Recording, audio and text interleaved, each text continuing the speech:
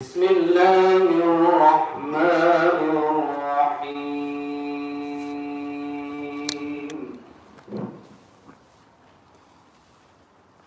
إن الذين قالوا ربنا الله ثم استقاموا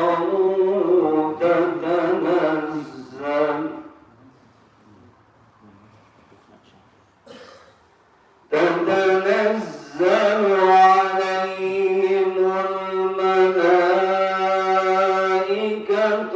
ألا تخافوا ولا تحزنوا وأبشروا بالجنة التي كنتم توعدون.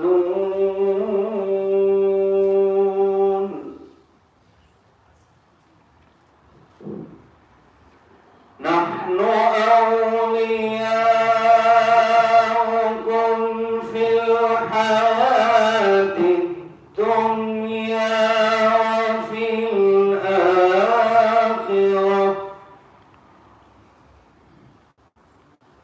ولكم فيها ما تشتهي أنفسكم ولكم فيها ما تدعون.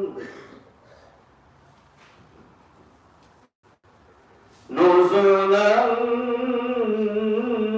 من غفور رحيم. ومن أحسن قولا ممن دعا إلى الله وعمل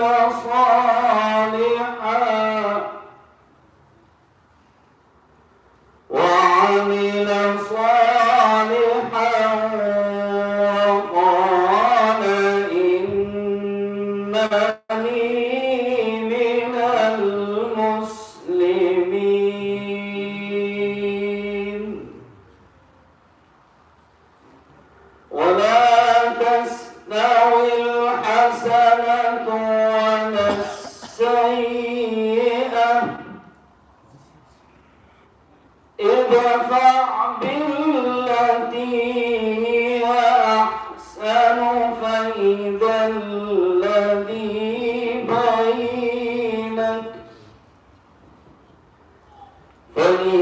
الذي بينك وبينه عداوة كأنه ولي حميم.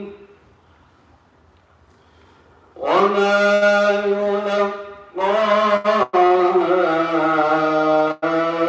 إلا الذين صبروا وما يلقاها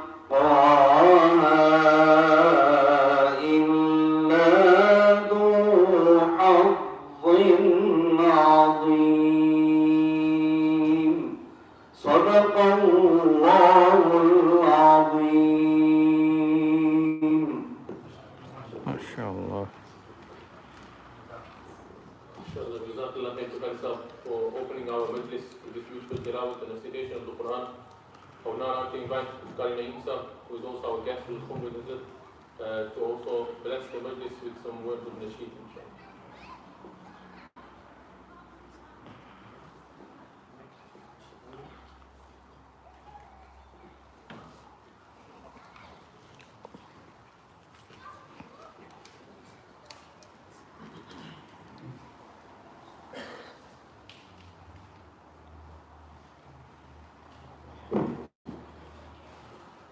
السلام عليكم ورحمة الله وبركاته.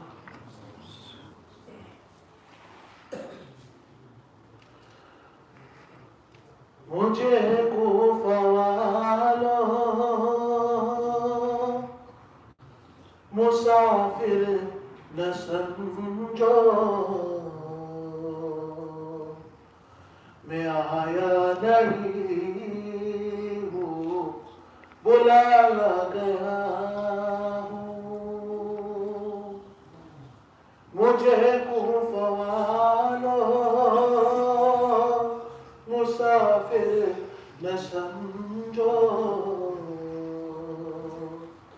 मैं आया नहीं हूँ बुलाया गया हूँ कि मेहमान बना कर सताया गया हूँ मैं रोया नहीं हूँ रुलाया गया हूँ कि मेहमान बना कर सताया गया हूँ मैं रोया नहीं हूँ रुलाया गया हूँ खुदा जाने कैसी यह मेज़बानी 72 प्यासों का है बंद पानी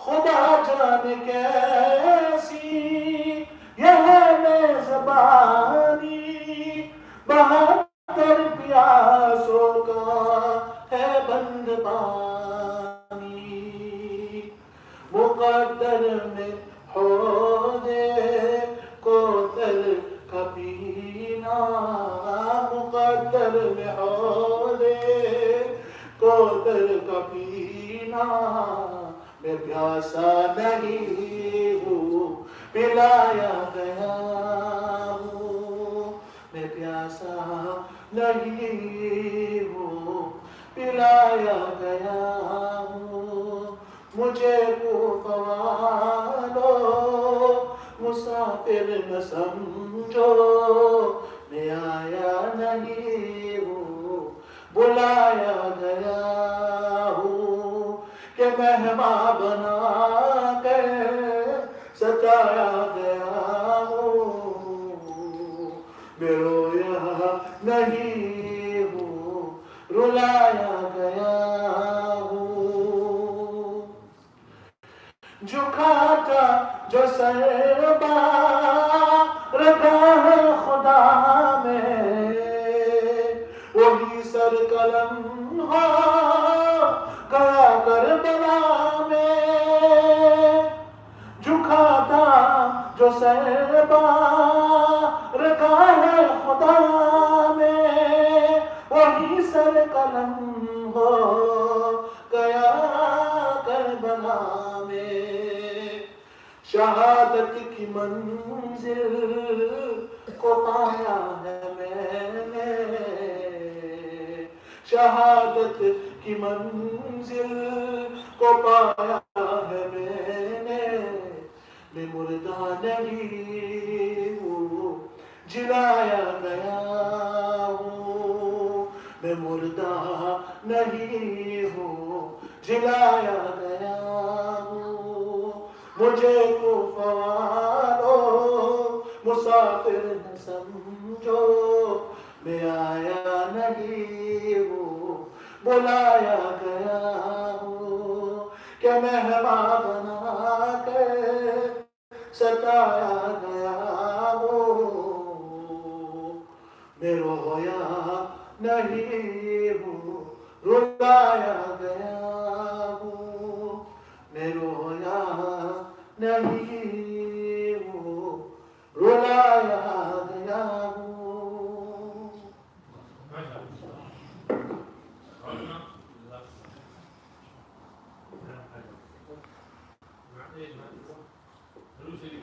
One more last one, Kaisa. Just before Kaisa presents, I just want to explain this nada Kaisa just recited Kufalo and Bulaya Gaya. Basically, today's talk is about Muharram and Hazrat Hasanain radiallahu ta'ala. In this month of Muharram, dear brothers, sisters, youngsters, elders, sisters visiting our home, lot about Hazrat Hussain radiallahu ta'ala anhu. Hazrat Hussain radiallahu ta'ala anhu, he was, and his brother Hazrat Hassan radiallahu ta'ala anhu were loved by the Prophet sallallahu alayhi wa sallam immensely. And Hazrat Hussain radiallahu ta'ala anhu, he was martyred in the field of Karbala. And this is what Aisha just said. The people who called Hazrat Hussain radiallahu ta'ala anhu over, the people of Kufa, were the ones who were the real killers of Hazrat Hussain radiallahu ta'ala. So that's basically what Aisha was mentioning. He is not. Inshallah, Aisha is going to do one more now, and then Hazrat will do the bayan, inshallah.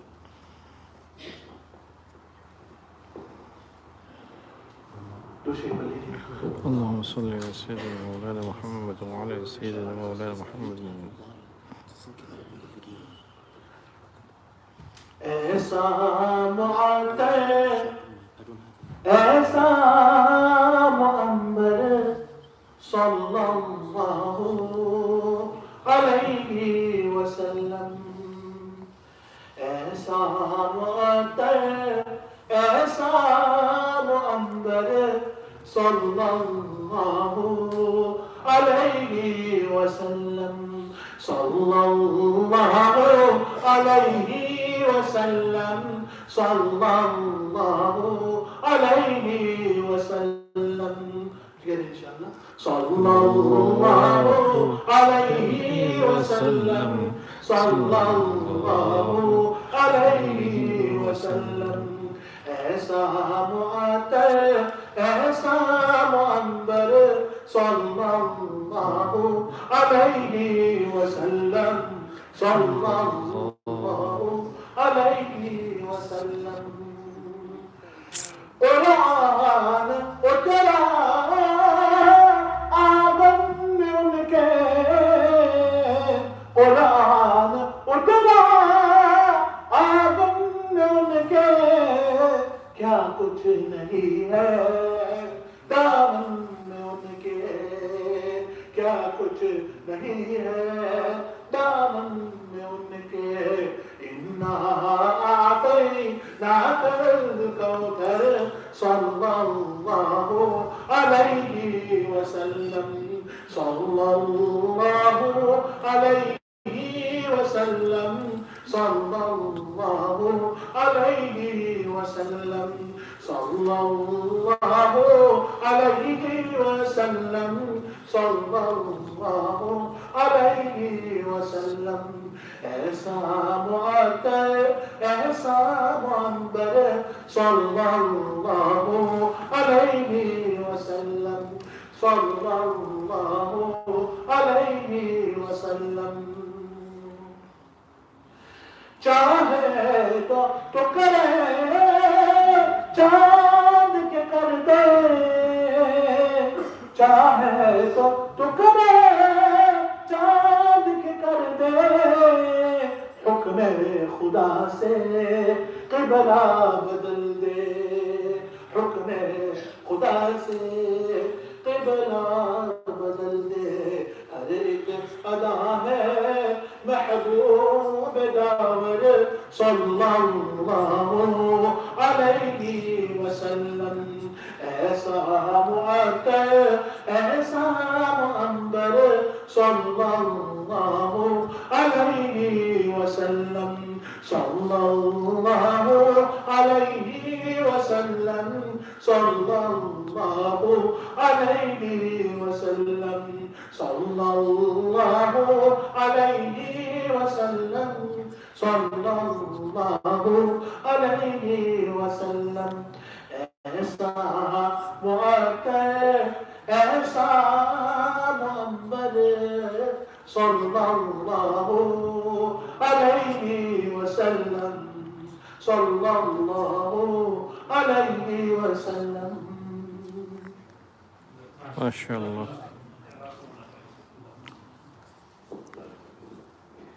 Brothers, sisters, youngsters, uncles of Tinsby, today we are blessed that we have Hazrat Maulana Abdul Raheem Sahib with us. Hazrat Maulana Abdul Raheem Sahib is my Ustad, as he is the Ustad of many of ulama who graduated from Darul Ulum Bari. Hazrat Maulana Abdul Raheem Sahib For youngsters who don't know Maulana Karim Sahib, he is also the Khalifa of our late Hazrat Maulana Yusuf Mutala Sahib, Rahmatullah alayhi Rahmatul Wasi'ah. Also, Hazrat Maulana Karim Sahib is the head of Tafsir Raheem, and it's a website which I recommend all of you youngsters go on to and benefit from Sheikh's post. Sheikh, mashallah, through his busy schedule, he's taken time to come and speak to us about Muharram and Hasanain radiallahu ta'ala. Just before today's program, Sheikh was in Bradford. वहाँ भी उस्ताद जी ने 1 घंटे का बयान खत्म नबूत पर किया और आज माशाल्लाह वहाँ से सीधे यहाँ आए हैं।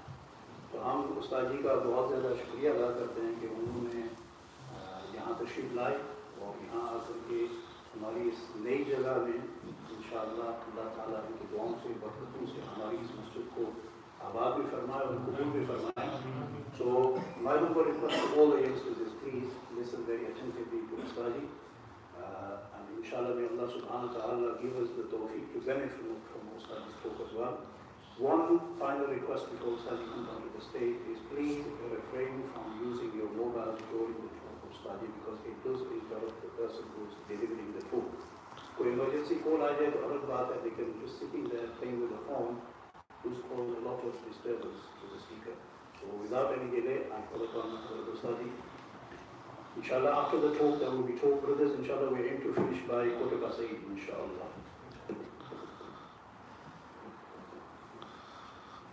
Assalamu alaikum wa rahmatullahi wa barakatuh. Bismillahirrahmanirrahim. Alhamdulillah. Alhamdulillah nahmaduhu wa nasta'inuhu wa nastaghfiruhu wa nu'minu bihi wa natawakkalu alayhi. ونعوذ بالله من شرور أنفسنا ومن سيئات أعمالنا من يهده الله فلا مضل له ومن يضلل فلا هادي له ونشهد أن لا إله إلا الله وحده لا شريك له ونشهد أن سيدنا ومولانا محمدا عبده ورسوله صلى الله تبارك وتعالى عليه وعلى آله وأصحابه وبارك وسلم تسليما كثيرا كثيرا. أما بعد فأعوذ بالله من الشيطان الرجيم. بسم الله الرحمن الرحيم. إن عدة الشهور عند الله 12 شهرا في كتاب الله يوم خلق السماوات والأرض منها 4 حرم ذلك الدين القيم فلا تظلموا فيهن أنفسكم. وقال تعالى الشهر الحرام بالشهر الحرام والحرمات قصاص. وقال تعالى قل لا أسألكم عليه أجرا إلا المودة في القربى. وقال تعالى إنما يريد الله ليذهب عنكم الرجس أهل البيت ويطهركم تطهيرا. وقال تعالى فإن حاجوك فقل أسلمت وجهي فقل تعالوا ندعو أبناءنا وأبناءكم ونساءنا ونساءكم وأنفسنا وأنفسكم ثم نبتهل فنجعل لعنة الله على الكاذبين. إن هذا لهو القصص الحق وما من إله إلا الله وإن الله لهو العزيز الحكيم. فإن تولوا فإن الله عليم بالمفسدين. وقال تعالى ولا تحسبن الذين قتلوا في سبيل الله أمواتا بل أحياء عند ربهم يرزقون فرحين بما آتاهم الله من فضله ويستبشرون بالذين لم يلحقوا بهم من خلفهم ألا خوف عليهم ولا هم يحزنون يستبشرون بنعمة من الله وفضل وأن الله لا يضيع أجر المؤمنين. وقال النبي صلى الله عليه وسلم أفضل الصلاة بعد الفريضة الصلاة في جوف الليل وأفضل الصيام بعد رمضان صيام شهر الله المحرم. وقال النبي صلى الله عليه وسلم ألا إن مثل أهل بيتي فيكم مثل سفينة نوح من ركبها نجا ومن تخلف عنها هلك. وقال عليه السلام أذكركم الله في أهل بيتي أذكركم الله في أهل بيتي. وقال عليه الصلاة والسلام: فاطمة بضعة مني يؤذيني ما آذاها ويليقني ما رابها. وقال عليه السلام: فاطمة سيدة نساء أهل الجنة. وقال عليه السلام: علي مني وأنا من علي ولا يؤدي عني إلا أنا أو علي. وقال عليه السلام: من كنت مولاه فعلي مولاه. وقال عليه الصلاة والسلام: الحسن والحسين سيدا شباب أهل الجنة.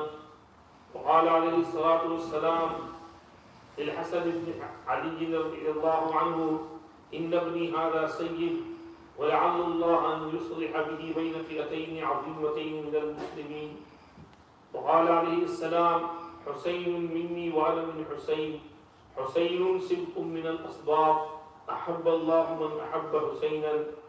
وقال عليه السلام: اللهم إني أحبهما فأحبهما وأحب من يحبهما.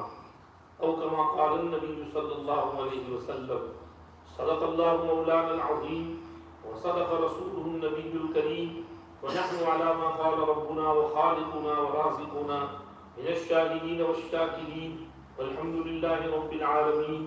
إن الله وملائكته يصلون على النبي يا أيها الذين آمنوا صلوا عليه وسلموا تسليما.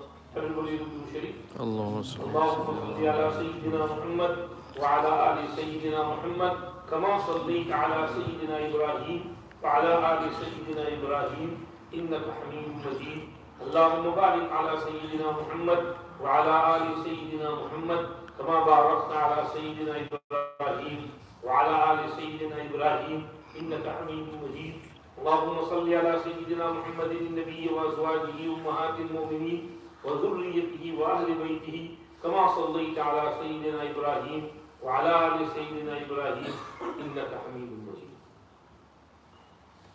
Respected elders, brothers, friends, young ones, ladies, first of all, we have to do shukr of Allah subhanahu wa ta'ala upon all the ni'mats, blessings, bounties, favors of Allah subhanahu wa ta'ala. And you have to do shukr of Allah subhanahu wa ta'ala for this beautiful masjid.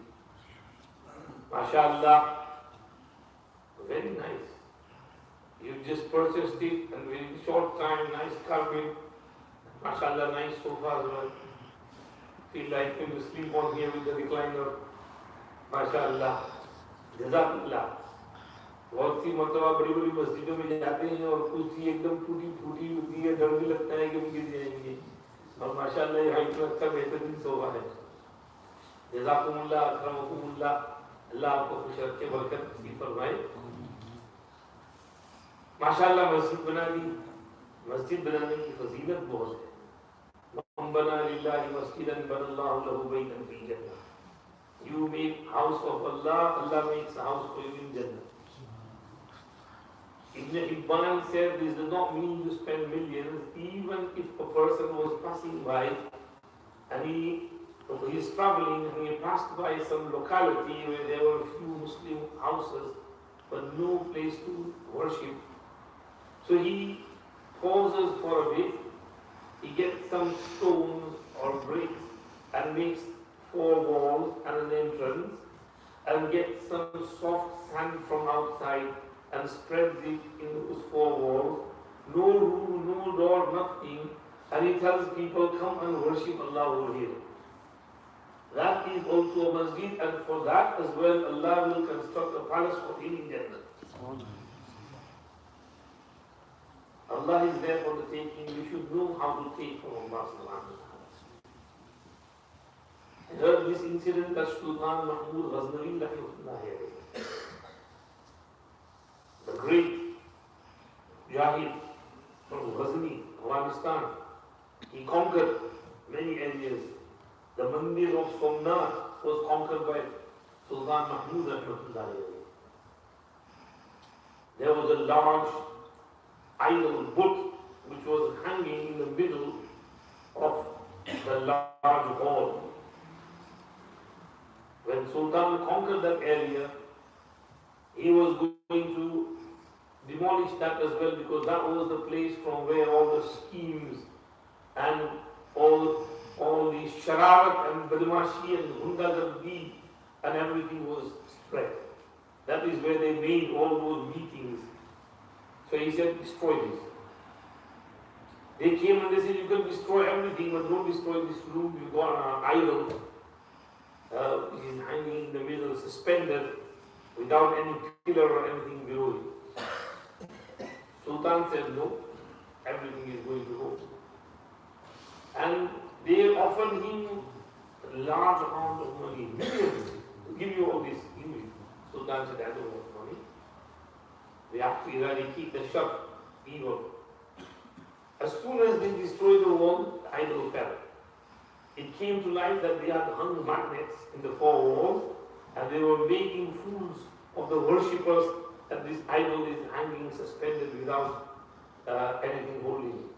As soon as the idol fell, it was filled with gold and silver and jawahirat and jewels and diamonds and pearls, and it was many times more than what they were offering. Sultan Rahmatullahi arrived at one place. His habit was, whenever he conquered an area, he would construct a masjid. So he was busy in constructing a masjid before moving on. One person had gone to the woods to gather some wood from the forest, and he had filled his cart with lots of wood and he was bringing it to sell. Then he thought that Sultan is making masjid over here. He came to Sultan and Sultan, I don't have much, but I have this wood. Can you please use it in the construction of the masjid? Sultan said, yes, of course, we are in need of wood. Jazakallah. Accepted that. He used it in the construction. When masjid was ready, someone saw in a dream that in Jannah there are two palaces. So he asked, whose palace is this? And the answer was that one palace is for Sultan Mahmud Ghaznavi and the other is for that wood collector. So he said that, but the person only gave a little bit of wood, and Sultan spent so much money on that. So why is their palace safe? And the Farishta, angel, gave the reply that Allah ki yahan quantity par madar nahi, quality par madar. Allah doesn't look at the amount which you give, He looks at the quality, the ikhlas, the sincerity, the qurbani, the sacrifice in your heart, and Allah gives according to that. The amount of ikhlas and qurbani which Sultan Mahmud had is the same amount of ikhlas and qurbani that the Hati and the Benjamin and the wood collector had. Allah made same palaces for both of them. So, mashallah, you've given sacrifice, mashallah, you paid it off, or whatever curse is there, may Allah help you to pay it off. Whoever gave whatever amount, your palace is ready in Jannah, inshallah. May Allah make this masjid a markaz of rushd and hidayat and guidance. May Allah spread hidayat through this masjid into the neighborhood. May Allah give the people the ability to come here, worship Allah, send their kids, establish nice madrasa. Whatever khidmat of boys and girls is taking place, may Allah give barakat in there. May Allah reward the asatiza and ustaniya. May Allah reward the Imam sahib and the committee members. May Allah accept your efforts, and may Allah subhanahu wa ta'ala reward you in full.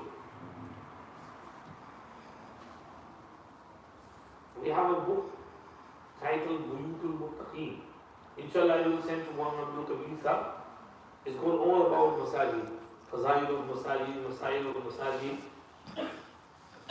One of my friends, Maulana Faisal Sahab, in Portugal, he said, Maulana Sahab, it's not a very nice book, and I'm going to do ta'aleem of it every day after Fajr.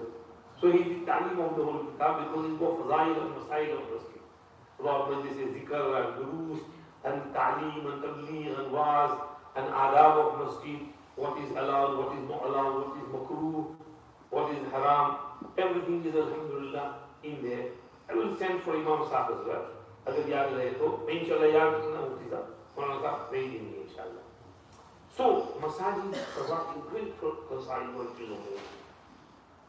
Today's topic, my friends, is about Muharram, Ashura, Karbala, Hasanain. Normally, people associate some months to some groups. Like Muharram is the month for Shia, Rabiul Awwal is the month for our Brahmin friends, and so forth. However, months are only times.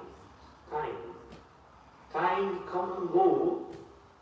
It is Allah subhanahu wa ta'ala who created the months, and Allah subhanahu wa ta'ala places certain virtues in certain months, certain days, certain periods, certain nights, certain times, certain places. It's not up to us to make these months ours. And regarding the month of Muharram, the word in the hadith says Shahrullah al-Muharram. That this month is Allah's month. Shahrullah. أفضل الصيام بعد رمضان شهر الله المحرم. Ibn Rajab al-Hanbali discussed this. Why is it called Shahrullah? He said number one reason could be because Allah made certain things haram in this month, not anybody else. Even the pre-Islamic period, wars and battles in this month were prohibited. From the time of Ibrahim alayhi salam, Allah said to the Prophet that in this month there should be no war, no battle, no fight. And Quran said that these are 4 months, minha arba'atun hurum, which are Muharram and Muhram and respected and revered and sanctified. Dhul Qa'dah, Dhul Hijjah, Muharram, 3 together, and Rajab. In these 4 months, even if someone was to come across the murderer of his own father or brother, he wouldn't touch him, he would turn away and go on the other side. So his tahreem was from Allah subhanahu wa ta'ala. That's why it's called Shahrullah. And number 2, Ibn Rajab said it could be because Nabi Kareem sallallahu alayhi wa sallam encouraged us to keep roza and fast in this month. And it is the best month to keep roza. And for roza, Allah subhanahu wa ta'ala says in Hadith Qudsi, as-sawmu li wa ana ajzi bihi. Roza is for me, fasting is for me, and I will personally reward for the fasting. So since roza is for Allah and this month is for nafli rozas, Allah said this is my month. The indication is that in this month we should keep fast. Will you keep fast, inshallah? Roza is a very good ibadah. In one hadith, Nabi Kareem sallallahu alayhi wa sallam said, La idana lahu. There is nothing that can be compared and rivaled to roza. In this month, Nabi Kareem sallallahu alayhi wa sallam encouraged the fast of Ashura, the 9th and 10th of Muharram. I'm sure you must have fasted. May Allah accept your fast and reward you in full. So this month is of fasting. Keep some roza.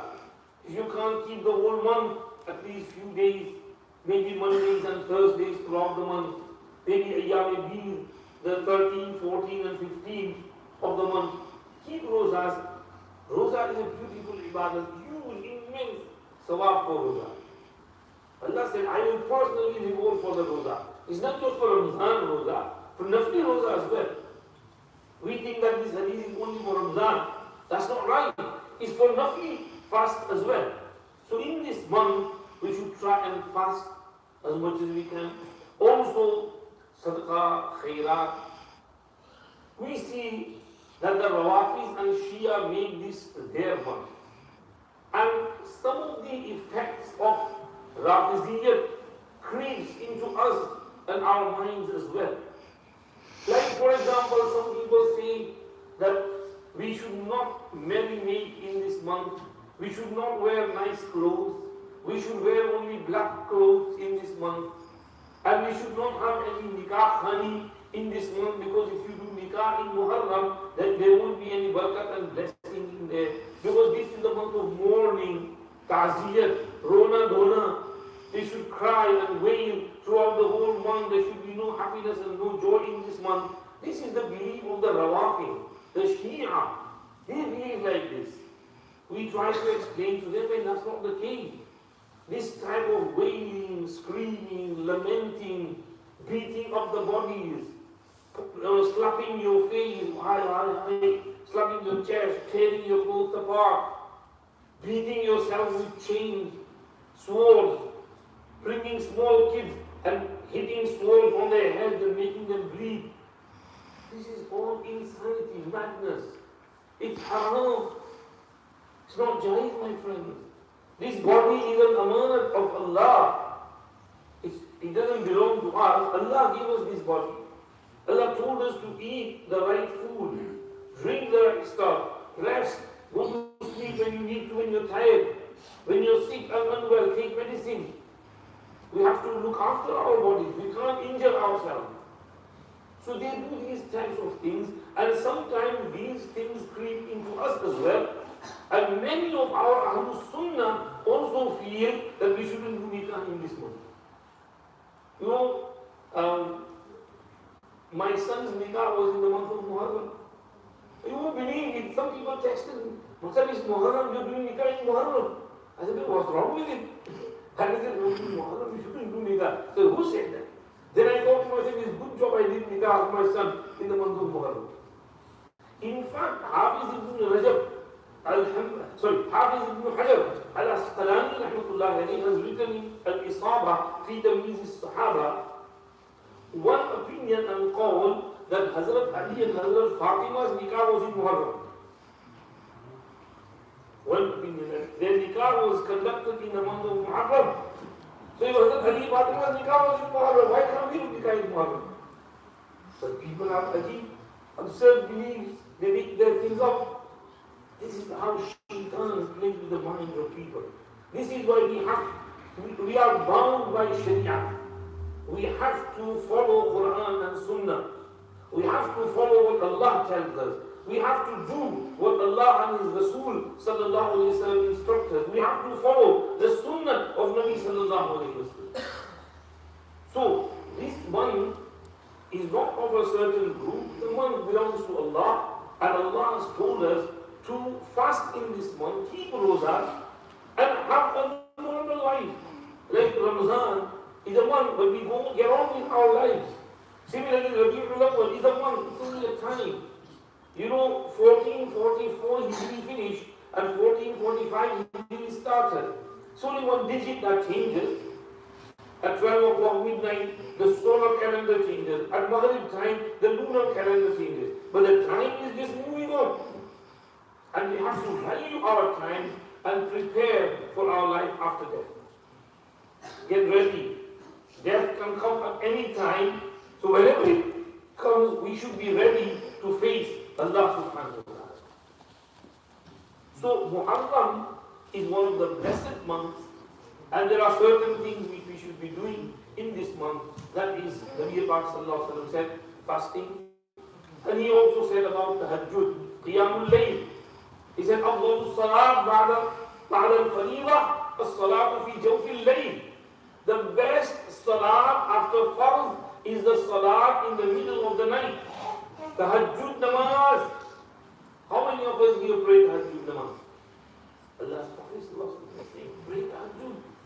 Read Quran Sharif in your tahajjud namaz. We talk about Sayyidina Hussain radiallahu anhu in this month. Sayyidina Hussain radiallahu anhu never missed his tahajjud namaz. Hazrat Maulana Nafi Sahab writes in Sirat Hasanain Sharifain Karimain that Sayyidina Hassan and Hussain radiallahu anhuma used to spend night in ibadat. Hazrat Hassan would stay awake half the night and then he go to sleep, and Hussain would wake up and he would spend half the night in ibadat. So in their house, the whole night would be spent in ibadat. In fact, he writes that the night before the day of Karbala, in which Hazrat Hussain became Shaheed, he did not miss his tahajjud namaz even in that night. He prayed his tahajjud. He was content. He cried to Allah subhanahu wa ta'ala. He knew that he's going to die tomorrow. He's going to get the shahada. Because he tried everything. But the enemies were not going to give in and they were not going to make any sulh or musalahat. And he was also adamant. So he sacrificed his life for the sake of haqq and truth, but he did not give in. But in that night as well before, the night before, he did not miss his tahajjud namaz. The value of tahajjud namaz. So we have to do something. Sayyidina Junaid Baghdadi rahmatullah alayhi. It is reported that after his death, someone saw him in a dream and asked him, Hazrat, how are you? You were a great wali of Allah, great Sufi saint. You used to do lots of bayans and lectures, and people used to benefit from you. You had thousands of murid who used to come to you and benefit from you. How are you after your death? And he replied, ذهبت تلك الإشارات وفنيت تلك العبارات وما نفعنا إلا رقيعات كنا نصليها في الليل. All those ibarat and wordings faded away. All those sufiyana isharat and nukat went away. The only thing that benefited us over here was the few rakats which we used to pray in the middle of the night. Imam Bukhari rahmatullah alayhi, such a great personality. He was busy with his ilm, reading, writing, studying, teaching. Once his students were around him, and Imam Bukhari rahmatullah alayhi was busy. There he told them, go to sleep. He kept on reading, writing, looking at his exercise books, editing, and he was late into the night. Then Imam Bukhari rahmatullah alayhi put the books away and he went to perform wudu. One of the students was awake and he said, Hazrat, you must be tired now, you should go to sleep. You've been doing this ilmi work, hadith work, so it's all ibadah. He said, no, I have to pray a few rakats tahajjud because this is what will help me in akhirah. Everybody is sleeping, he went and he did his wudu and prayed his qiyamul layl and then he rested for us. So qiyamul layl is the practice of Salafi Salihin. In this month, we should pray as much qiyamul layl as we can as well, because the Nabi Kareem sallallahu alayhi wa sallam combined both things in that hadith of أفضل الصلاة بعد الفريضة الصلاة في جوف الليل وأفضل الصيام بعد رمضان شهر الله المحرم. So Muharram is a valuable month, a virtuous month. This is why when Allah mentioned the Ashurul Hurum, He said, منها أربعة حرم فلا تظلموا فيهن أنفسكم. Do not do zulm upon yourself in these months. What is zulm upon yourself? Ma'asiyat. Because every time you disobey Allah, you are doing zulm on yourself. You are pushing yourself towards Jahannam. If you take drugs, if you drink alcohol, if you commit zina, you sleep with prostitutes, you are pushing yourself in Jahannam. So in this month, you have to be extra careful. If you are missing Salah, you don't pray Fajr, you are missing Zuhr, you are sleeping before Maghrib Isha, you are doing zulm on yourself.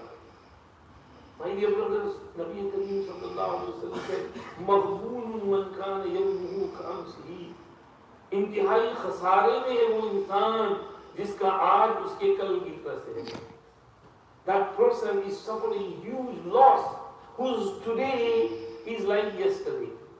Meaning yesterday he was at this level, but his amal did not increase, he did not progress. Within 24 hours he did not progress, then he is suffering, he is khasara, he is losing out. Imagine who's on the same level. Now, if a person goes lower, meaning yesterday he had less sins and today he's got more sins, then he's going to asfala safilin, he's going to Sinjeen. Then that person is suffering greater loss. This life which Allah has given you, it's for attaining and earning the pleasure of Allah subhanahu wa ta'ala. Rather than progressing, you are regressing. Rather than increasing, you are decreasing. You are reducing, you are wasting your life. 4 months, Dhul Qa'dah, Dhul Hijjah, which are months of Hajj, Muharram, which is a month of ihtiram, Rajab, which is a month of ihtiram and other respect. Allah said, فَلَا تَظْلِمُوا فِيهِنَّ أَنفُسَكُمْ. Be very careful, be extra careful in these months of Hurum and ihtiram. May Allah give us tawfiq to do so. Respected elders, brothers, in this month, many incidents happen. You must have heard from your Imam Sahib. One of the incidents that happened on the day of Ashura, the 10th of Muharram. Ashura is from Ashura. Ashura means 10. So Ashura, the 10th day of this month, is called Ashura. On this day, one of the amazing events that took place was the drowning of Fir'aun and his massive armies and the rescuing and delivering of Sayyidina Musa alayhi salam and his followers, Bani Israel, his Sahaba, if we can call them, the Sahaba of Musa alayhi salam. Long story, you must have heard about Fir'aun, the tyrant, and his zulm, oppression of Bani Israel. He was a bad person, one of the greatest zalims in the history of the world. He used to kill people. He used to send his soldiers, and whenever a baby is born, kill that baby. And they killed many, many boys, to the extent that they were scared that if we kill all the boys, then within a few years we won't have any laborers left. So he had to give an order that 1 year is the year of killing and the second year leave the boys alive. Harun alayhi salam was born in the year in which they were not killing. And then next year Musa alayhi salam was born in the year they were killing. And what happened is, you know, فَأَلْقِيهِ فِي الْيَمِّ وَلَا تَخَافِي وَلَا تَحْزَنِي. Put Musa in a box and put him in the river Nile. Don't worry, we'll bring him to you. Cutting story short, Musa alayhi salam grows up in the palace of Fir'aun. He stays there for around 18-20 years. And he's called Musa, son of Pharaoh, Musa, son of Pharaoh, Musa, son of Fir'aun. And he's got, and all that wrong and awe of Fir'aun was taken away from his heart by Allah subhanahu wa ta'ala, allowing him to grow up in the mahal and palace of Fir'aun. This is when he came back after the war decided. He wasn't scared of Fir'aun. So then when he came back after the war, after many years, and he had a dialogue with Fir'aun. He tried to convince him, he tried to guide him, but Fir'aun was not taking any of it.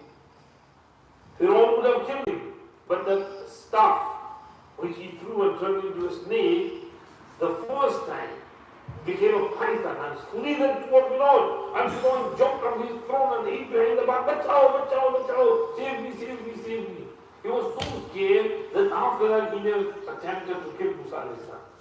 Because he knew if I go for his life, he's going to throw that staff and he's going to send the snake on me. Allah saved Musa alayhi salam with his miracle. And then, when the time came, after many, many years, Allah told Musa alayhi salam to take Bani Israel away from Egypt and head towards the Red Sea. Musa alayhi salam went towards that direction. And Fir'aun found out and he ran. He prepared large army, thousands, and then with this army he had the intention of crushing the whole Bani Israel and killing them all, finishing them all. With a huge army and weapons, he came. It took him a few days to get ready.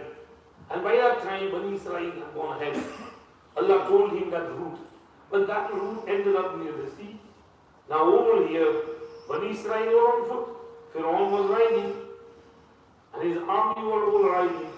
So when they come to the ocean, the sea, Bani Israel are terrified that the sea is in front of us, Fir'aun is behind us, we're gone, we finished. Musa alayhi salam said, Kalla, inna ma'iya rabbi sayyidi. Allah is with me, He will tell me what to do. He told me to come this way. And Allah told him, strike your staff on the sea He hit the water and immediately the water stopped. Now when water stopped, there's mud. But Allah sent hot wind and the mud also dried out. And then Allah told Musa alayhi salam to quickly cross.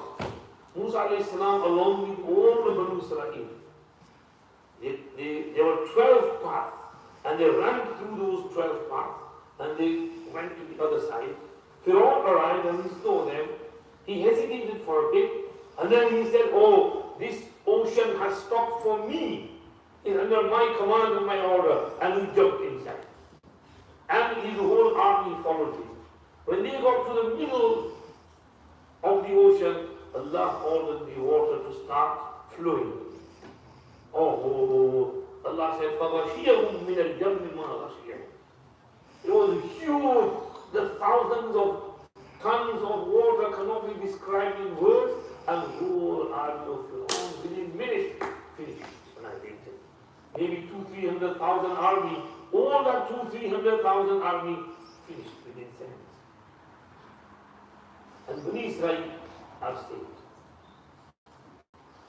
This incident, huge incident, miracle of Sayyidina Musa alayhi salam, and the finishing of a huge tyrant, one of the greatest tyrants of history, was on this day of Ashura. Yahud used to keep Rosa fast on this day as thanksgiving to Allah. Allah, you rescued and saved our ancestors, so we have to fast on this day. Nabi Kareem sallallahu alayhi wa sallam arrived in Medina Sharif. He asked them, why are you fasting? And they mentioned the reason. Nabi Pak sallallahu alayhi wa sallam said, نَحْنُ أَوْلَى بِمُوسَى مِنْكُمْ فَصَامَهُ وَأَمَرَ بِالصِّيَامِ. We are more closer to Musa than you. We will also thank Allah subhanahu wa ta'ala for saving Musa alayhi salam and his Sahaba, his Bani Israel on that day. He also fasted and he sent a message around the whole city of Medina that every Muslim in Medina should be fasting. In fact, he said those who have eaten some breakfast, they should stay hungry until Maghrib. And those who have not eaten anything, they should make niyat of roza and keep roza. Imam Abu Hanifa rahmatullah alayhi and Imam Ahmad ibn Hanbal rahmatullah alayhi's opinion is that Ashura was farz in the beginning until Ramzan came. When Ramzan's roza came, the farziyat of Ashura was abrogated, mansukh, and Ramzan became farz. So now Ashura's fasting is mustahab al-aqad.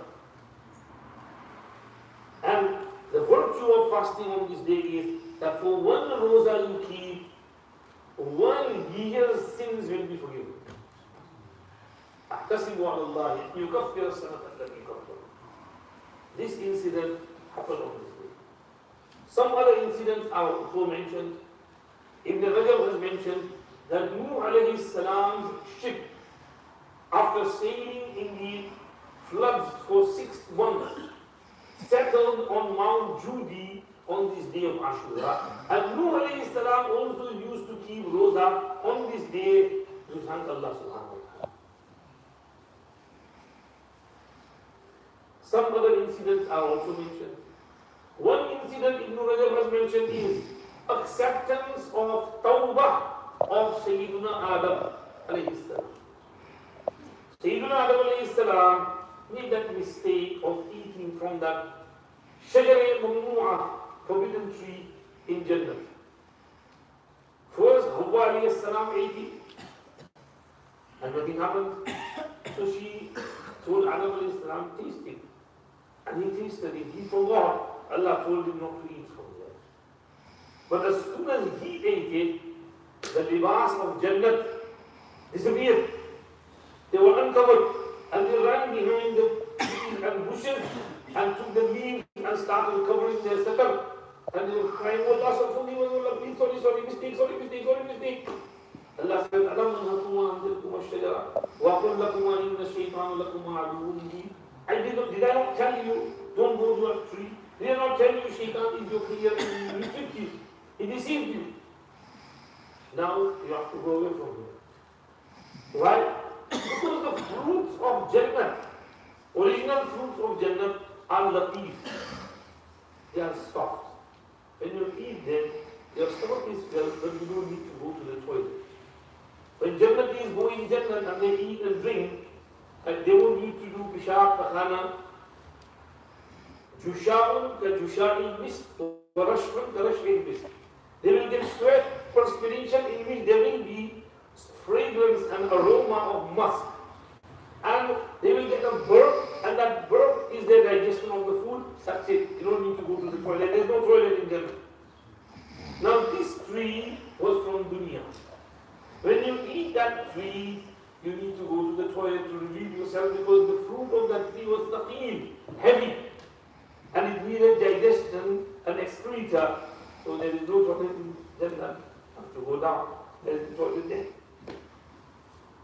So Adam alayhi salam, Hawa alayhi salam come down.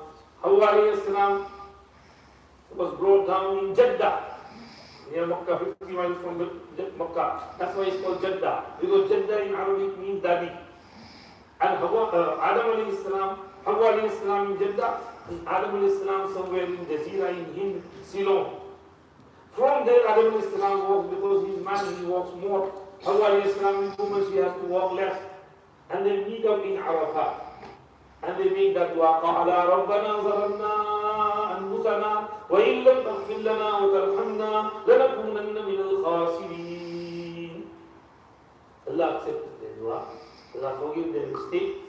And they carried on with their lives. ثُمَّ اجْتَبَاهُ رَبُّهُ فَتَابَ عَلَيْهِ وَهَدَى. Adam alayhi salam cried for 40 years. Allah accepted his tawbah and Allah elevated his rank higher than what he was before. This acceptance of Tawbah was on the day of Ashura. This is why the Nabi Kareem sallallahu alayhi wa sallam said, فِيهِ يَوْمٌ تَابَ اللَّهُ فِيهِ عَلَىٰ قَوْمٍ وَيَكُونُ فِيهِ عَلَىٰ آخَرِينَ. In Muharram is a day in which Allah accepted Tawbah of some people and He will accept Tawbah of others until the day of Qiyamah. So we have to make Tawbah for that. And another great event that happened, incident, tragedy, that happened on this day was the shahadat of Sayyidina Hussain. This is what brings to mind the title of Seerat of Hasanain. Maulana Muhammad Nafi' Sahab has written a beautiful book about Seerat of Hasanain, Karimain Sharifain. Hazrat Hassan and Hazrat Hussain are both brothers. Hazrat Hassan was born in the year 3 after Hijrah, and Hazrat Hussain was born in the year 4 after Hijrah. 1 year younger than Hassan, Sayyidina Hussain. Hassan is the elder, Hussain is the younger. Their parents are Hazrat Ali and Hazrat Fatima. Their Nana and Nani are Rasulullah sallallahu alayhi wa sallam and Hazrat Khadija al-Kubra radiyallahu anha. Their Dada and Dadi are Abu Talib and Hazrat Fatima bint Asad radiyallahu anha, who had embraced Islam. Mother of Sayyidina Ali, karramallahu wajhahu. Sayyidina Hassan, Sayyidina Hussain were both extremely beloved grandsons of Rasul Kareem sallallahu alayhi wa sallam. Rasulullah sallallahu alayhi wa sallam really loved them. He would take hold of them, kiss them, hug them. On one occasion, he kissed Hassan radiallahu anhu. And there was someone from one of the Bedouin tribe, a leader of the Bedouin tribe. In some riwayat, it was Aqra ibn Habis Tamimi who saw him kissing Hassan. So he said, "Do you kiss your children?" And the Nabi Kareem sallallahu alaihi wasallam said, "Of course we do. We kiss our children. We should kiss our children, our grandchildren, because kids feel nice if you hug them, if you kiss them on their forehead, on their cheek. They like it. They feel nice, relaxed. So, of course we kiss our children. This is due to the rahmat and mercy." And Aqra ibn Habis said, "I have 10 sons, I have never kissed one of them." And Nabi Kareem sallallahu alayhi wa sallam replied, "Awa amliku laka in naza'a Allahu min qalbika al-rahmah." If Allah has taken away the mercy from your heart, what can I do? We should kiss our children and grandchildren. They feel really nice. I was reading this article this morning about mothers. It says that when we were young and we woke up from our sleeps, we went to our mother's room, mother,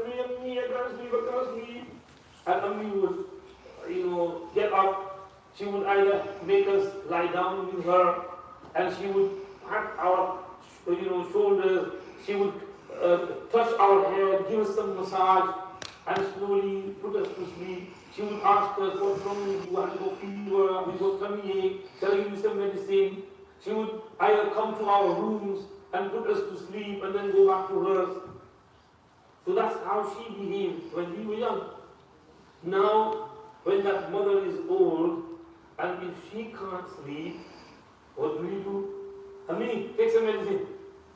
Take some tablet or bedtime sleeping tablet. Or you might do this. And it says that no. Kids and old people, they tend to be the same. They need a little bit of caressing, little bit of attention. Just as you needed that attention when you were a kid, and your mom, your dad paid you that attention. Now when they are old, they don't need that sleeping tablet. They don't need that. All they need is you sit with them, you press their feet a little bit, you massage their head a little bit, you hug them, you kiss them, you make them relax. This is more comforting for them than those tablets. So make sure you take care of your elders like they took care of you when you were young, when you were babies and kids. The Nabi Kareem sallallahu alaihi wasallam used to love his grandchildren. He used to hug them, kiss them. He used to play with them. He would let them jump on his back, on his belly. Once he was sleeping, Hassan came. And in those days there were no nabis. So Hassan came, sat on his belly, and he peed on his belly button. And Nabi Kareem sallallahu alaihi wasallam didn't say anything. The people in the household, they were like, he's only a baby. There is no water. He went and washed himself. No screaming and shouting at the king. The baby is a child, he was not. Once he was praying namaz, he went in ruku and Hassan came crawling. The Nabi Pak stretched his legs and he went from between his legs. This is love for his children. Once he went outside and Hussain was playing with his friends, running around here and there. So he went towards Hussain. And Hussain, I'm coming. And he stretched his hands out. And Hussain ran here and there. And he ran into one corner, and Hussain cornered him.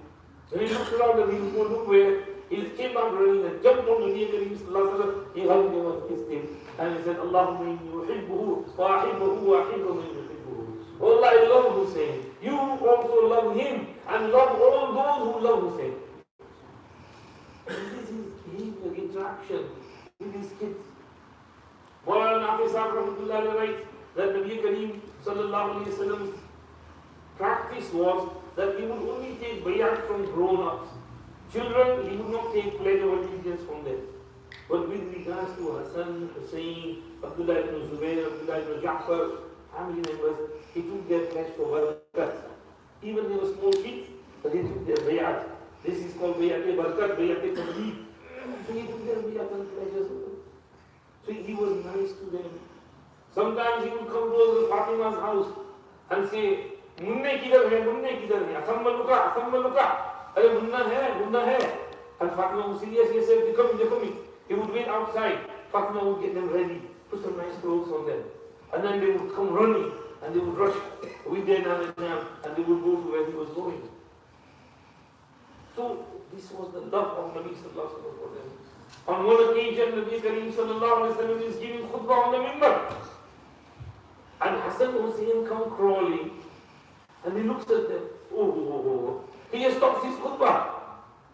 Jummah khutbah. He just stopped the khutbah. And he comes down on the minbar. He runs towards them. He picks them up, hugs them, kisses them, puts them in his lap. And then he says, Sadaqallah. إنما أموالكم وأولادكم فتنة رأيت هذين فلم تصبر. Allah has spoken the truth.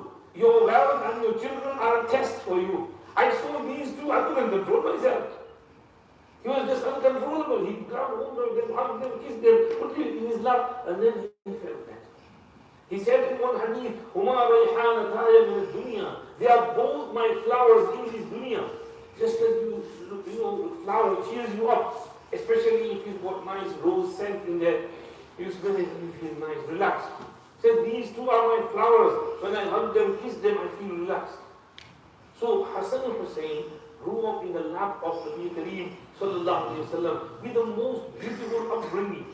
Now remember, sometimes out of love, we let our children do whatever they want to do. Even if they are doing something wrong, you know, we feel good, we laugh at it. For example, if your child swears, you say, whereas if he swears, you stop them from swearing. You say, bad. But we don't do that. So if they do something wrong, you have to stop them. Because if you don't teach them now, who's going to teach them? You are the father, you are the mother, you have to train them. We learn this from the Sunnah of Nabi Kareem sallallahu alayhi wa sallam. Once there was some khajur and dates of sadaqah. And Hassan went towards them and he took one date and put it in his mouth. Nabi Kareem sallallahu alayhi wa sallam saw it. Now he was only a child, he would have let him go because he's not mukallaf. But no, Nabi Kareem sallallahu alayhi wa sallam wait. He took the khajur out, date out and put it back. And said, do you not know that this is sadaqah? And we are not allowed to eat sadaqah. So he corrected him instantly. Once he came to Fatima's house and he said, where are Munnas, where are my two grandsons? And she sent them out and they were wearing two silver, small silver bracelets. So Huzur saw them and said, oh, what is this? Silver is not allowed for men. Why is my family, my kids? Well, take them off.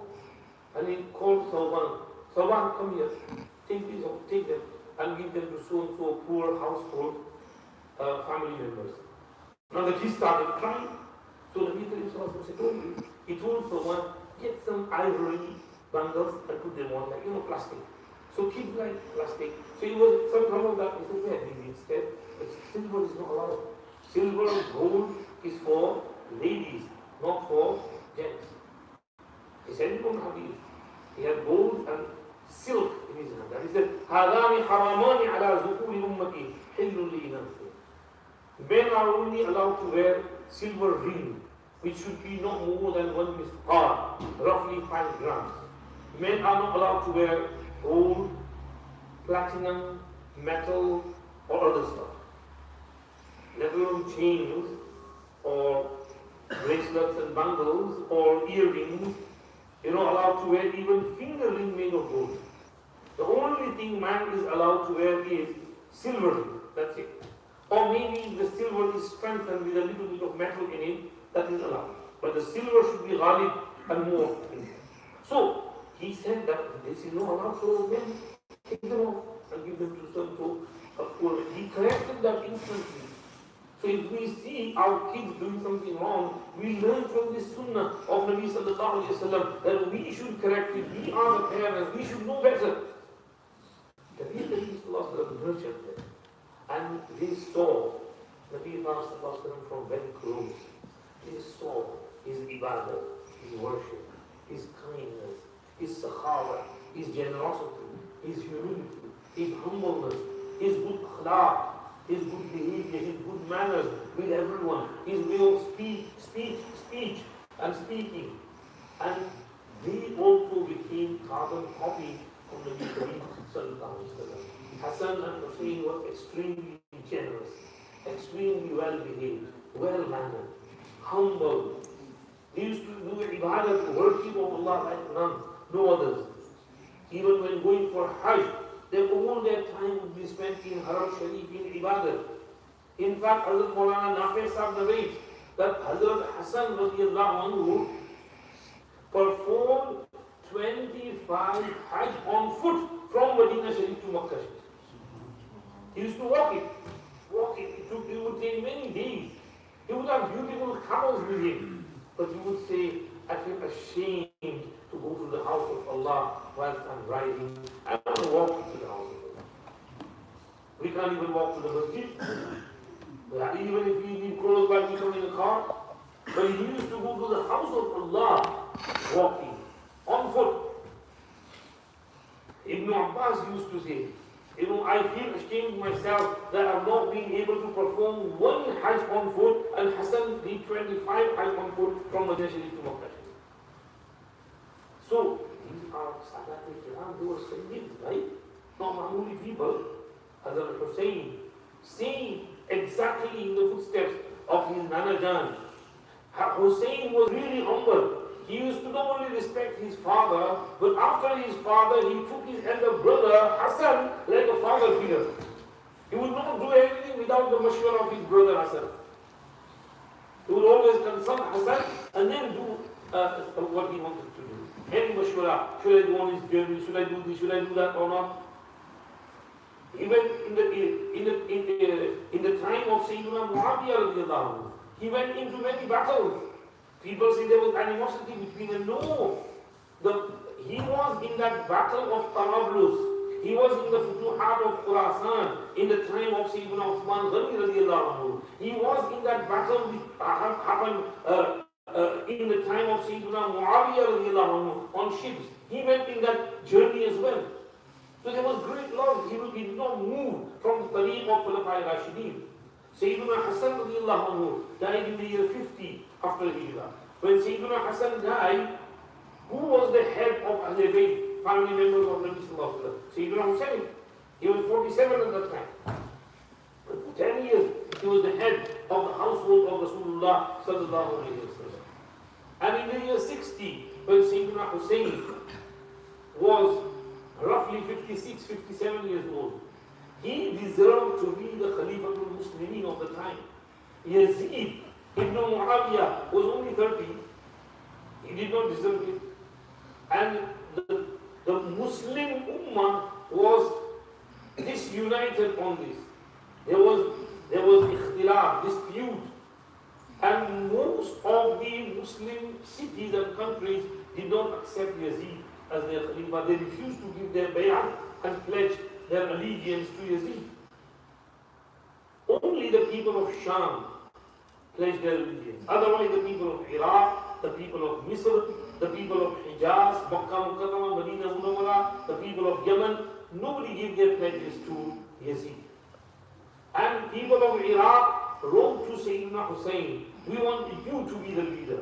Come and unite the Ummah and remove these differences and disputes. And they wrote many, many letters, hundreds of letters, if not thousands. Hazrat Hussain felt that this is the need of the time. So he sent his cousin, Muslim ibn Aqil ibn Abi Talib, to check it out. He went to Kufa, Iraq, and he checked it out and he said, it's right, come down. So Hazrat Hussain left from Makkah Mukarramah to Kufa. On the way he received news that the tables have turned in Kufa and the people have gone back on their promises. Ubaydullah bin Ziyad, the ruthless ruler, has either killed many of their leaders and by force he's taken over, or he's bribed many of the leaders, and those 30 to 40,000 who have pledged their allegiance to Sayyidina Hussain have turned back. So he was in a dilemma because he was very near in Qadisiyah, near Kufa. What should he do? So he said, okay, if you don't want me to come and unite you, then let me go back to where I was. And they said, no.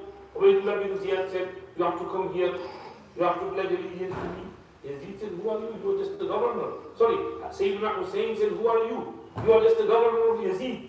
If I was to make peace, then I would make peace with Yazid. Because Yazid is also from Quraysh. So we are from Quraysh, we can talk and have a dialogue with them. But with you, no. And Ubaydullah bin Ziyad sent an army, 4,000 army. They surrounded Sayyidina Hussain. It was Thursday. Sayyidina Hussain said, give me respite. And whatever's to happen tomorrow will happen. So they gave him respite. They had stopped water from reaching the camp of Sayyidina Hussain. There were nearly 152 people with Sayyidina Hussain, including the family members, the ladies of Ahlul Bayt and the children of Ahlul Bayt. But they surrounded them all and they wouldn't let them pass through anywhere. And Ubaydullah kept on sending orders upon orders. Start the battle, finish him off, kill him. Sayyidina Hussain gathered everyone and they said, look, they want me.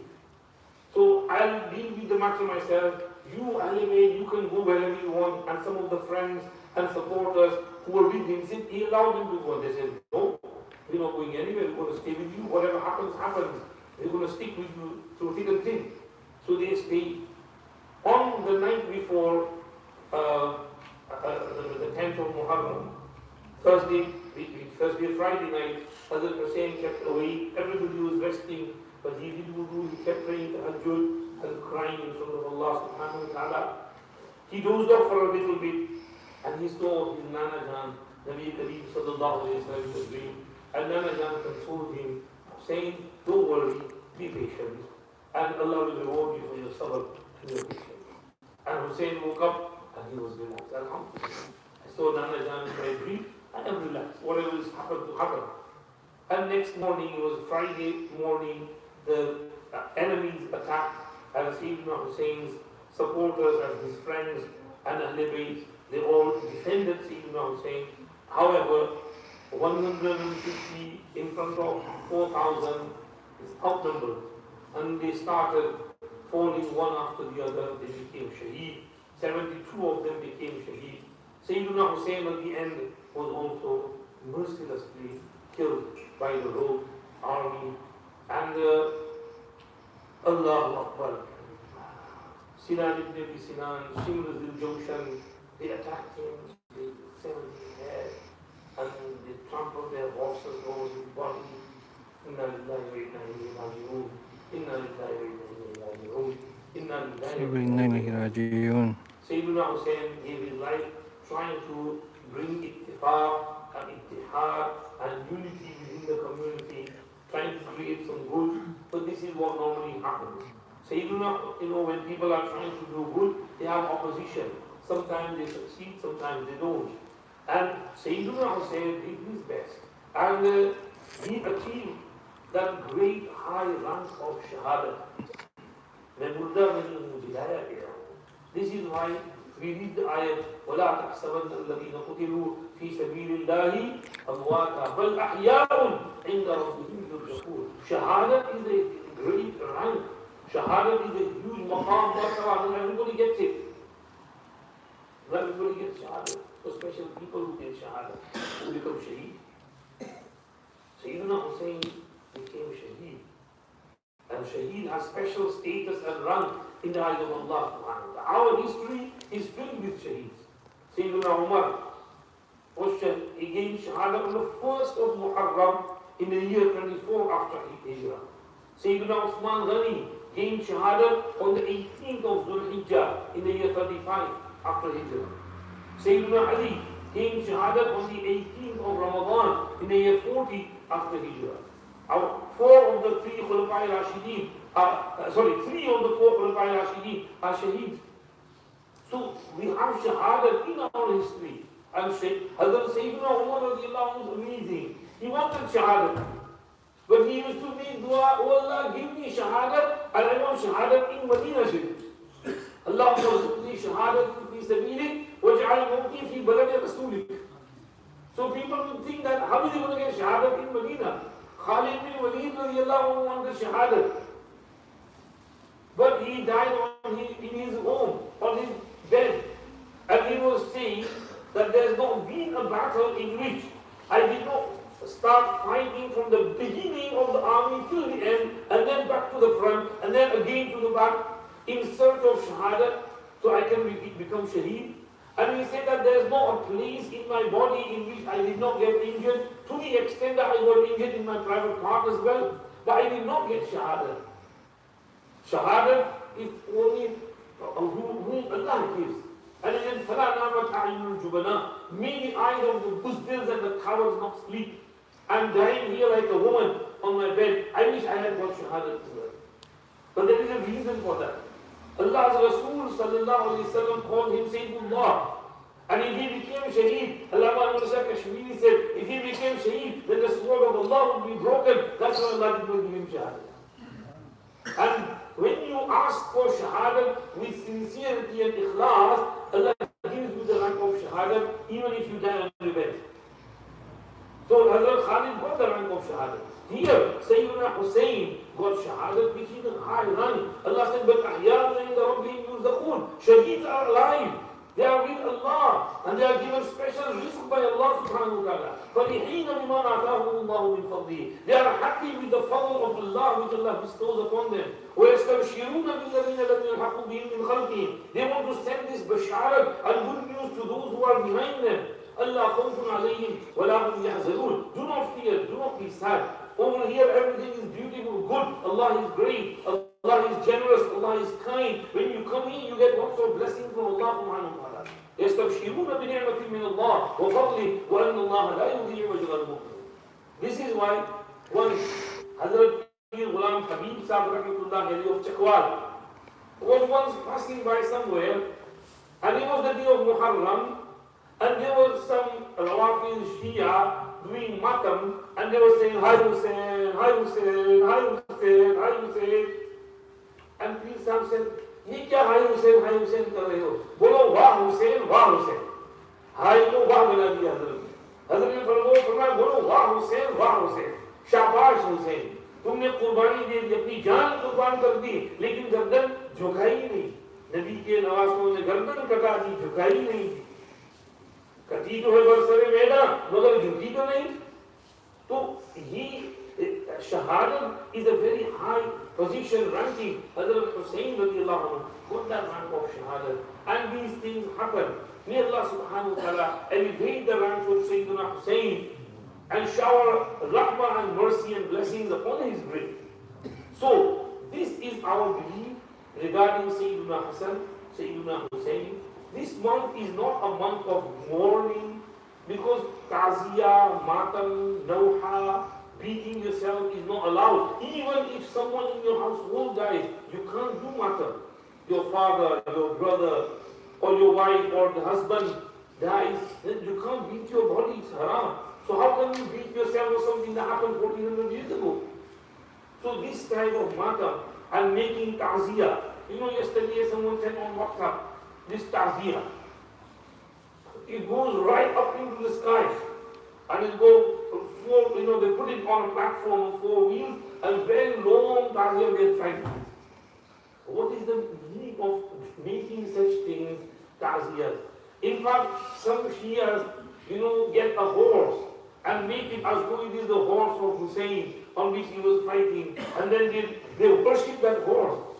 And many times when that horse dies, they bury him like giving him a human burial. And in some places, that horse grave is worshipped as well. This is called Shaitani Mata. Shaitan makes them do these types of things. We invite them to come and study the truth and haqq and revere Sayyidina Hassan and Sayyidina Hussain in the manner which they deserve, and give up all these khurafat and bid'at and innovations which have nothing to do with Deen Islam. In fact, there are various types of matam of beating, matam of fire, when they walk and run on fire. And yesterday someone sent a video where there's two people and there's fire in the middle, and they grab hold of a man and then they throw him into the fire and then throw him back out. So his feet go on the fire and come back out. They get another one and they are about to throw him, and while they're throwing one, they all fall inside and they all get burnt. And really this coal angara, right hot angara, and they burn and the man faint, and people fail to drag him out. So this type of injuring yourself and this type of insanity in Muharram is not allowed. May Allah give us tawfiq to understand, give them the tawfiq to understand, and give up all these khurafat and innovations. So this was a little bit about Muharram, respect for Muharram, doing some good a'mal in Muharram, valuing our lives, getting ready for life after death, doing something good and constructive every day, avoiding sins, especially in the month of Muharram, in the sacred month which Allah has fixed for us, and also remembering Sayyidina Hassan, Sayyidina Hussain, making some isale sawab for them. In Maulana Abdul Kabir साहब वहाँ पर वो डिब्बा रखते हैं, सब आदमी 10-10 pound सदका के उसमें डाल दें, और वो सदका के पैसे गरीबों में तकसीम करते हैं, और नियत करने की ये हजरात हसनैन की इसाले सवाब के लिए है। तो इंशाअल्लाह आपकी ये 10 पाउंड सदका उनकी रूह को पहुँचेंगी, उनकी रूह आपकी तरफ मुतवज्जे होगी, आपको उनकी दुआएं मिलेंगी इंशाअल्लाह। अगर कोई हो सके तो रोजाना मुहर्रम के महीने में एक यासीन शरीफ पढ़कर हजरत हसन, हजरत हुसैन और शुहदाए करबला को भेज दिया जाए। हमारे हज़रत शेख नवल्लाहु तआला used to read one Quran every day in the first 10 days of Muharram for Shuhada Karbala. So we can at least read one Yasin Sharif every day and send Sawab for Shuhada Karbala. Your Sawab will be like a gift. It will go and their attention and tawajjuh will be attracted to you and you will get their du'as. May Allah give us tawfiq to understand and put it to practice what we learn. Jazakumullah. Shukriya for inviting me. Again we make dua that Allah इस मस्जिद को आबाद करे और इसको पूरे इलाके वालों के लिए रुश्द और हिदायत का एक मरकज और सेंटर बनाए. सुब्हानकल्लाहुम्मा व बिहम्दिक नशहदु अन ला इलाहा इल्ला अंत नस्तगफिरुका व नतूबु इलैक. اللهم لك الحمد ولك الشكر. اللهم صل على سيدنا محمد النبي وازواجه امهات المؤمنين وذريته واهل بيته كما صليت على سيدنا ابراهيم وعلى ال سيدنا ابراهيم انك حميد مجيد. يا ارحم الراحمين हज़रत में फज़ल और करम से हम सब की मग़फ़िरत फरमा दीजिए, पूरी उम्मत की मग़फ़िरत फरमा दीजिए, पूरी उम्मत पर रहम कीजिए. हमारे में उठना बैठना खिदना सुनना कबूल फरमा दीजिए. या अल्लाह इस मस्जिद को पूरी इलाके वालों के लिए रुश्द और हिदायत का एक सेंटर बनाइए. यहाँ से हिदायत फैलने के फैसले करवाइए. जिन हज़रात ने इसके इस्टेब्लिश करने में मेहनत की है, खिदमत की है, करते हैं, उन सब को जज़ाए खैर अता फरमाए. दुनिया में भी अता फरमाइए, आखिरत में भी अता फरमाइए. या अल्लाह सबकी नस्लों में दीन और ईमान के बका के फैसले फरमाइए. हमारी नस्लों को तक़वा और परहेज़गारी नसीब फरमाइए. इखलास और लिल्लाहियत, सब्र और शुक्र नसीब फरमाइए. ईमान और यकीन नसीब फरमाइए. या अल्लाह मरते दम तक ईमान और यकीन पर साबित कदमी अता फरमाइए. या अल्लाह ये मुहर्रम के मुबारक महीने, मुबारक औक़ात हैं. या अल्लाह इन मुबारक घड़ियों को नेक कामों में गुजारने की तौफीक अता फरमाइए. रोज़े रखने की तौफीक अता फरमाइए. कुरान शरीफ की तिलावत करने की तौफीक अता फरमाइए. सबका खैरात करने की तौफीक अता फरमाइए. हज़रत हसनैन और तमाम अहले बैत और उनके नाना जान सरकार दो आलम सल्लल्लाहु अलैहि वसल्लम और अज़वाज मुतहहरात और सहाबा किराम सभी पर या अल्लाह बेशुमार रहमतें, बरकतें, दुरूद और सलामतियां नाज़िल फरमाइए. उन्हें उनकी कुर्बानियों का बेहतरीन बदला नसीब फरमाइए. हमारी तरफ से सबको जज़ाए खैर अता फरमाइए. हमें भी अपने दीन के लिए, अपनी आखिरत के लिए कुर्बानी देने की तौफीक अता फरमाइए. हमारे तौफीक को सुन लीजिए. रब्बना तक़ब्बल मिन्ना इन्नका अंतस समीउल अलीम व तुब अलैना इन्नका अंतत तव्वाबुर रहीम. व सल्लल्लाहु व सल्लिम अला सय्यिदिना मुहम्मद व आलिहि व सहबिहि अजमईन.